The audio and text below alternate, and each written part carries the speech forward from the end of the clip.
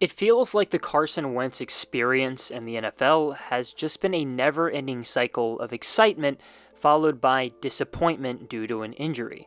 He needed a fresh start away from Philadelphia, and he did get just that.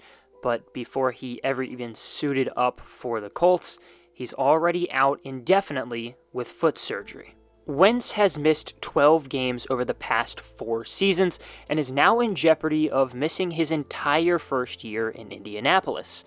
At some point, we have to realize the sad truth about Carson Wentz. First, hit that subscribe button and turn on notifications to help us on our way to 100K. Also, make sure you smack that like button so YouTube actually helps us push out this video.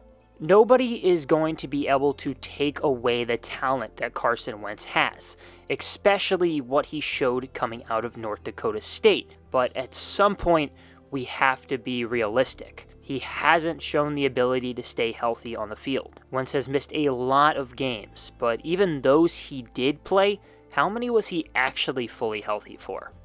My guess? Probably not a lot of them in the last few years. He has been able to power through injuries a lot, but the reality is that he's shown no ability to stay healthy at all. After his first year starting for the Bison, Wentz broke his wrist and needed surgery months before the 2016 NFL Draft. Then in his first preseason game in the NFL, he suffered a hairline fracture in his ribs that threatened him starting his rookie season. Fast forward a little over a year, and while in the midst of a potentially MVP season, Wentz goes down with a torn ACL and LCL. You know the rest of the story. Nick Foles takes over, the Eagles win the Super Bowl, and they end up building a statue of Foles outside of the stadium. Wentz still gets the starting gig the following season until he goes down with a back fracture. Foles takes over again and leads the Eagles to another playoff victory. Philadelphia made the playoffs again in 2019 before Wentz got knocked out of the game with a concussion after a dirty hit from Jadeveon Clowney. The good news is that Carson Wentz stayed healthy for the large majority of 2020. The bad news is that he sucked and ultimately got benched for Jalen Hurts, who also kind of sucked. Yeah, the Eagles are going to be pretty bad this year. Last year, Wentz only won 3 of his 12 starts and threw a career-high 15 interceptions to only 16 touchdowns. Additionally, he had career lows in completion percentage, yards per attempt, and passer rating. Just to put in perspective how bad those career lows were, none of those values were better than Dwayne Haskins, who literally got cut during the season in his second year in the league. It was pretty obvious that he needed a fresh start. The relationship with head coach Doug Peterson was in complete shambles, and the fan base had grown very frustrated. Wentz's best year of his career was in 2017 under offensive coordinator Frank Reich, the current Colts head coach.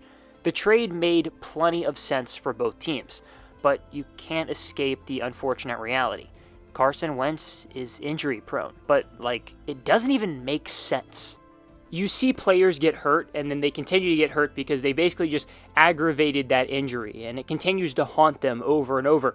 But that's not the case with Carson Wentz. It's something new every single time. You have the back, the head, the neck, the knee. There's no correlation at all, and now it's the foot. The foot surgery is going to reportedly take him out for 5 to 12 weeks, but the good news is that the Colts don't think it will be a season-ending injury. One of the most interesting things about the situation is that Reich already said that it wasn't a new injury, but that Wentz had actually had an old foot injury going back to high school. The broken bone ended up coming loose and causing a ton of pain. Going out for a rollout at training camp, Wentz just planted his foot and all of a sudden felt a twitch, and there it is. You would think with a guy with the injury history of Carson Wentz that the Colts would be very well prepared, but that really wasn't the case at all. Letting Jacoby Brissett walk in free agency created a massive hole at quarterback, but for now, it appears that second-year quarterback Jacob Eason will be stepping in and potentially making his NFL debut. The 4th rounder had success at Washington before the Colts drafted him, but he sure does have a lot of the deck stacked against him. Behind Eason is the 2021 6th rounder Sam Ehlinger out of Texas. The good news is that the Colts have some young quarterbacks that they can groom. The bad news is that they don't have a single quarterback that's ever played an NFL snap. This offseason has been a complete mess for the Colts. Frank Reich just got over a bout with COVID, Pro Bowl center Ryan Kelly got hurt, both Darius Leonard and Xavier Rhodes have dealt with COVID issues of their own, and Quenton Nelson just went down with the same foot injury as Carson Wentz. Put together everything with the Carson Wentz mess, and a team that had a ton of promise going into 2021 is in complete shambles before the preseason has even kicked off. The Colts already know what it's like to destroy a player's career by not protecting them. Andrew Luck was a superstar that instead retired early after playing behind a miserable offensive line. Unfortunately, the tale does closely mirror Carson Wentz. Wentz got sacked a ridiculous 50 times in 2020 before being benched. The Eagles have basically just been playing musical chairs with their offensive line. At one point in a 10-game stretch, they threw out 9 different line groups. I've never seen anything like the disaster Philadelphia dealt with. Brandon Brooks tore his Achilles, Andre Dillard tore his bicep, Lane Johnson was dealing with a ton of injuries on his own, which led to Jack Driscoll playing, who ended up hurting his ankle. The sack numbers were insane. It wasn't Carson Wentz's fault, and honestly, it wasn't really the Eagles' fault either.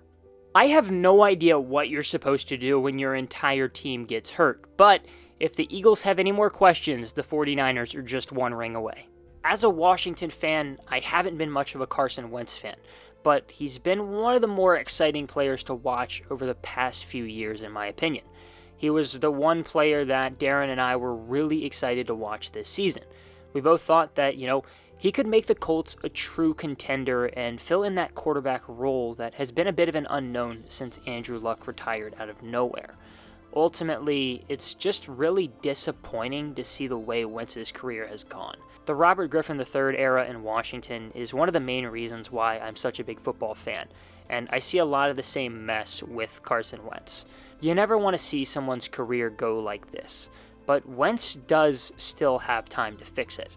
Carson Wentz was drafted 1 year before Deshaun Watson and Patrick Mahomes. Only 1 year.